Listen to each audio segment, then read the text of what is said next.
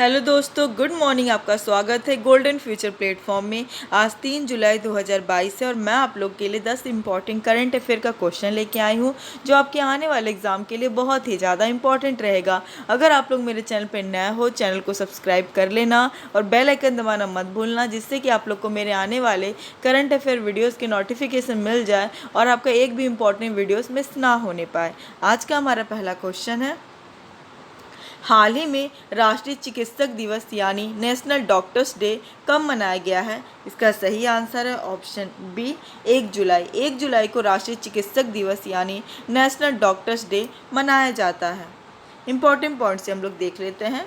भारत में हर वर्ष 1 जुलाई को राष्ट्रीय चिकित्सक दिवस मनाया जाता है। इस दिन को मनाने का मुख्य उद्देश्य है कि डॉक्टरों को उनके अमूल्य योगदान के लिए सम्मान दिया जाए। इस दिन साल 1882 में भारत के एक महान चिकित्सक विधान चंद्र राय का जन्म हुआ था। भारत में राष्ट्रीय चिकित्सक दिवस पहली बार 1 जुलाई 1991 को डॉक्टर विधान चंद्र राय के सम्मान में स्वास्थ्य क्षेत्र में उनके योगदान को श्रद्धांजलि देने के लिए मनाया जाता है। इस साल का थीम क्या है जो इम्पोर्टेंट है? फ्रंट लाइन पर फैमिली डॉक्टर। हमारा अगला क्वेश्चन है, किस भारतीय साहित्यकार को मैं तो यहाँ हूँ कविता के लिए 31वें सरस्वती सम्मान 2021 से सम्मानित किया गया है? इसका सही आंसर है ऑप्शन डी, रामदरस मिश्रा को मैं तो यहाँ हूँ कविता के लिए 31वें सरस्वती सम्मान 2021 से सम्मानित किया गया है। इम्पोर्टेंट पॉइंट से देख लेते हैं हम लोग। भारतीय साहित्यकार रामदरस मिश्रा को के बिरला फाउंडेशन द्वारा उनकी कृति मैं तो यहाँ हूँ के लिए 31वें प्रतिष्ठित सरस्वती सम्मान 2021 से सम्मानित किया गया है। सरस्वती सम्मान देश के सबसे प्रतिष्ठित साहित्य पुरस्कारों में से एक है। यह सम्मान प्रतिवर्ष संविधान की 8वीं सूची में वर्णित किसी भी भारतीय भाषा में पिछले 10 वर्ष में प्रकाशित भारतीय लेखकों को उत्कृष्ट साहित्य कृति को प्रदान किया जाता है।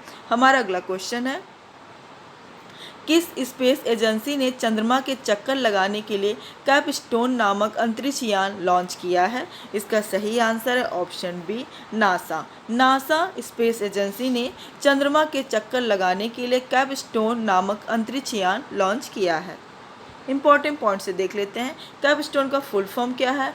Silu lunar autonomous positioning system technology operation and navigation experiment इसका फुल फॉर्म है। अमेरिका की स्पेस एजेंसी नासा ने चंद्रमा के चक्कर लगाने के लिए कैपस्टोन नामक अंतरिक्ष यान लॉन्च किया है। यह अंतरिक्ष यान न्यूजीलैंड के पूर्वी तट से इलेक्ट्रॉन बूस्टर रॉकेट पर लॉन्च किया गया है।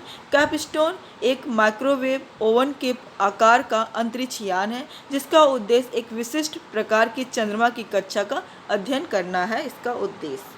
हमारा अगला क्वेश्चन है, डीआरडीओ ने स्वदेशी लड़ाकू ड्रोन अभ्यास का कहां से सफल परीक्षण किया है?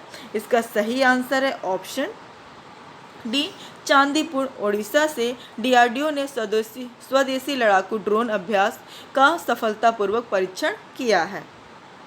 इम्पोर्टेंट पॉइंट से देख लेते हैं हम लोग। डीआरडीओ ने उड़ीसा के चांदीपुर स्थित एकीकृत परीक्षण रेंज से high speed expendable aerial target hit यानी अभ्यास का सफल परीक्षण किया है। स्वदेशी लड़ाकू ड्रोन अभ्यास को डीआरडीओ वैमानिकी विकास प्रतिष्ठान बेंगलुरु एडीए द्वारा डिजाइन तथा विकसित किया गया है। इसका उपयोग विभिन्न मिसाइल प्रणालियों के मूल्यांकन के लिए एक लक्ष्य के रूप में उपयोग किया जाएगा। हमारा अगला क्वेश्चन है, भारत का सबसे बड़ा वर्ष 2022 में डाई अमोनियम फास्फेट डैप खाद्य आपूर्तिकर्ता देश कौन सा बना है? इसका सही आंसर है ऑप्शन ए, रूस। रूस देश भारत का सबसे बड़ा वर्ष 2022 में डाई अमोनियम फास्फेट डैप खाद्य आपूर्तिकर्ता देश बना है। इम्पोर्टेंट पॉइंट से देख लेते हैं। डाई अमोनियम फास्फेट खाद्य आपूर्तिकर्ता देश रूस बना है। आंकड़ों के अनुसार 2021-22 में भारत ने रूस से 4007.5 मिलियन डॉलर मूल्य के हिसाब से 58.60 lakh tonne di ammonium phosphate का आयात किया है। वर्तमान में भारत ने रूस से अप्रैल जुलाई के बीच 3.5 lakh tonne di ammonium phosphate खाद्य आयात खरीदने के समझौता किया है। हमारा अगला क्वेश्चन है, हाल ही में फर्डिनेंड मार्कोस जूनियर किस देश के नए राष्ट्रपति बने हैं? इसका सही आंसर है ऑप्शन बी, फिलीपींस। फिलीपींस देश के राष्ट्रपति बने हैं Ferdinand Marcos junior. Important point से देख लेते हैं हम लोग। फिलीपींस के दिवंगत तानाशाह फर्डिनेंड मार्क उसके बेटे मार्को जूनियर राष्ट्रपति बनने जा रहे हैं। फिलीपींस दक्षिण पूर्व एशिया में स्थित एक देश है। इसका आधिकारिक नाम फिलीपींस गणतंत्र है और राजधानी मनीला और मुद्रा पीसो है। हमारा अगला क्वेश्चन है, इसरो ने PSLV C-53 रॉकेट का प्रक्षेपण कहाँ किया है? इसका सही आंसर है ऑप्शन ए, आंध्र प्रदेश। आंध्र प्रदेश में इसरो ने PSLV C-53 रॉकेट का प्रक्षेपण किया है। इम्पोर्टेंट पॉइंट से देख लेते हैं। इसरो ने PSLV C-53 रॉकेट का प्रक्षेपण आंध्र प्रदेश के श्रीहरिकोटा से किया है। अब इसरो का रथ, इसरो के बारे में जान लेते हैं। इसरो का फुल फॉर्म होता है Indian space research organisation, Hindi में भारतीय अंतरिक्ष अनुसंधान संस्थान। मुख्यालय है बेंगलुरु में। स्थापना है 15 अगस्त 1969 को। संस्थापक हैं विक्रम साराभाई और अध्यक्ष हैं S सोमनाथ, जो इम्पोर्टेंट है, आप लोग को याद रखना है। हमारा अगला क्वेश्चन है, हाल ही में महाराष्ट्र के नए मुख्यमंत्री कौन बने हैं? इसका सही आंसर है ऑप्शन ए, एकनाथ शिंदे महाराष्ट्र के नए मुख्यमंत्री बने हैं। इम्पोर्टेंट पॉइंट से देख लेते हैं। एकनाथ शिंदे महाराष्ट्र के 20वें मुख्यमंत्री बने हैं। एकनाथ शिंदे ने उद्धव ठाकरे की जगह ली है। महाराष्ट्र की राजधानी है मुंबई। मुख्यमंत्री एकनाथ शिंदे। गवर्नर हैं यानी राज्यपाल हैं भगत सिंह कोश्यारी। लोकसभा सीटों की संख्या है 48 और राज्यसभा सीटों की संख्या 19 और विधानसभा सीटों की संख्या 288। हमारा अगला क्वेश्चन है, हाल ही में किस राज्य सरकार ने single use plastic buyback scheme शुरू किया है? इसका सही आंसर है ऑप्शन ए, हिमाचल प्रदेश। हिमाचल प्रदेश राज्य सरकार ने single use plastic buyback scheme शुरू किया है। इंपॉर्टेंट पॉइंट से हम लोग देख लेते हैं।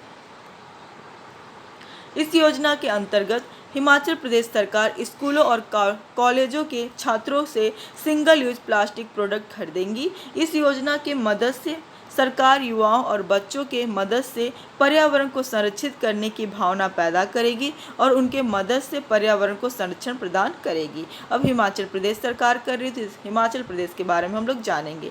हिमाचल प्रदेश की 2 राजधानी है, शिमला जो ग्रीष्मकालीन है, धर्मशाला शीतकालीन है। मुख्यमंत्री है जयराम ठाकुर, राज्यपाल है राजेंद्र अर्लेकर। हमारा अगला क्वेश्चन है, हमारा आखिरी क्वेश्चन है, हाल ही में gas authority of India limited यानी कि गेल के नए चेयरमैन कौन बने हैं? इसका सही आंसर है ऑप्शन ए, संदीप कुमार गुप्ता गेल के नए चेयरमैन बने हैं। इंपॉर्टेंट पॉइंट से देख लेते हैं हम लोग। संदीप कुमार गुप्ता गेल के नए चेयरमैन नियुक्त हुए हैं। संदीप कुमार गुप्ता मनोज जैन की जगह लेंगे। गेल भारत की सबसे बड़ी गैस ट्रांसमिशन और गैस मार्केटिंग कंपनी है, जिसके पास 14,502 किलोमीटर गैस पाइपलाइन नेटवर्क और 206 मिलियन मानक क्यूबिक मीटर प्रतिदिन की क्षमता है। अब गेल है तो गेल के बारे में जान लेते हैं। गेल का स्थापना हुआ है 1984 को। मुख्यालय है नई दिल्ली में।